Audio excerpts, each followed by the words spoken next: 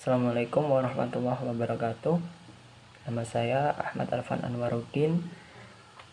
Pada kesempatan kali ini saya akan membahas materi tentang analisis conjoint, analisis jalur, dan analisis time series. Video ini saya buat untuk memenuhi tugas mata kuliah Metode Kuantitatif Bisnis 2. Masuk ke materi yang pertama, yaitu pengertian analisis conjoint, analisis jalur, dan analisis time series. Analisis conjoint adalah teknik khusus yang digunakan untuk memahami bagaimana responden mengembangkan preferensi terhadap suatu produk atau jasa. Hal ini didasarkan pada landasan bahwa konsumen menilai produk atau jasa dengan cara mengkombinasikan jumlah nilai dari masing-masing atribut yang terpisah. Yang kedua, analisis jalur merupakan pengembangan langsung bentuk regresi berganda dengan tujuan untuk memberikan estimasi tingkat kepentingan dan signifikansi hubungan sebab akibat hipotetikal dalam seperangkat variabel. Analisis time series mempelajari pola gerakan nilai-nilai variabel pada suatu interval waktu, misalnya minggu, bulan, tahun, dan hal tersebut berangsur secara teratur. Metode ini didasarkan pada asumsi bahwa pola lama akan terulang. Tujuan penggunaan analisis conjoint, analisis jalur, dan analisis time series. Analisis conjoint digunakan untuk menentukan tingkat kepentingan relatif berdasarkan persepsi pelanggan yang dibawa oleh suatu produk tertentu dan nilai kegunaan yang muncul dari atribut-atribut produk terkait. Analisis jalur digunakan untuk menguji keselarasan matriks korelasi dengan dua atau lebih model hubungan sebab akibat yang dibandingkan oleh peneliti. Analisis time series digunakan untuk peramalan data beberapa periode ke depan yang sangat membantu untuk menyusun perencanaan ke depan. Jenis variabel dan data yang digunakan dalam analisis conjoint dan analisis jalur. Analisis jalur memiliki dua variabel, yaitu variabel dependent merupakan variabel yang mempengaruhi variabel lain.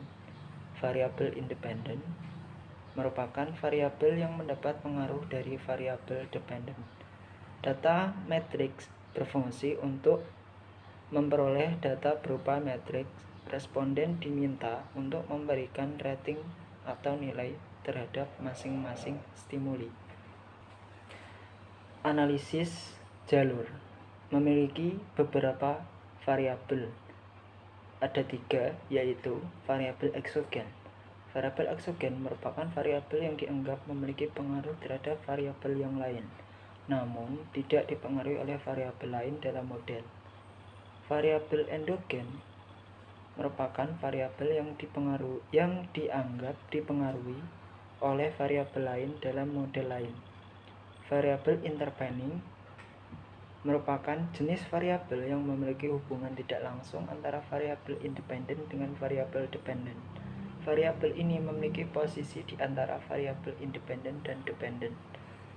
Hal ini membuat variabel dependen tidak langsung terpengaruh oleh variabel independen. Data yang digunakan dalam analisis ini adalah data matriks berskala interval. Istilah yang digunakan dalam analisis time series, stationaritas, dan kointegrasi. Yang pertama, analisis time series ada 6 istilah. Yang pertama, tren. Tren adalah situasi data yang naik turun secara berkala. Yang kedua, variasi siklis adalah terlihat ketika data dipengaruhi oleh fluktuasi ekonomi yang panjang dan terlihat kembali setelah waktu yang panjang. Smoothing atau pemulusan, suatu prosedur yang mengulang perhitungan secara terus-menerus dengan menggunakan data terbaru. Setiap data diberi bobot, data yang lebih aktual diberi bobot yang lebih besar. Variasi musiman, fluktuasi yang muncul secara regular setiap tahun, yang disebabkan oleh iklim dan mempunyai pola yang sama dari waktu ke waktu. Variasi random, variasi gerak tidak teratur yang sulit diprediksi. Decomposition adalah membagi data time series menjadi beberapa komponen dan kemudian mengkombinasikan prediksi komponen tersebut. Istilah yang digunakan dalam stationaritas. Yang pertama, random walk tanpa intercept merupakan nilai rata-rata secara konstan di awal namun akan meningkat sejalan dengan waktu. Yang kedua, random walk intercept memiliki rata-rata yang tidak konstan dan akan meningkat sejalan dengan waktu. Yang ketiga, random walk dengan tren merupakan menambahkan tren pada model sehingga model berubah, mengakibatkan nilai konstan dan nilai rata-rata berubah setiap waktu, sehingga model belum stasioner. Yang keempat, random walk dengan intercept dan tren. Dengan adanya intercept rata-rata dan variannya tidak konstan. Istilah yang digunakan dalam kointegrasi. Yang pertama, error kointegrasi merupakan penyesuaian menuju keseimbangan jangka panjang.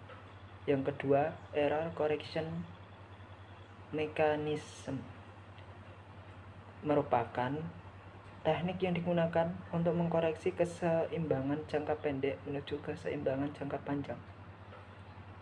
Trend ekspor dan inverse merupakan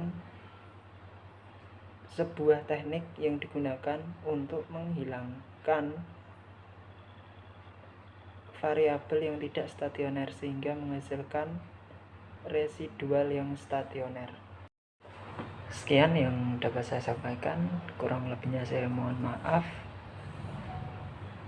Tetap stay at home, selalu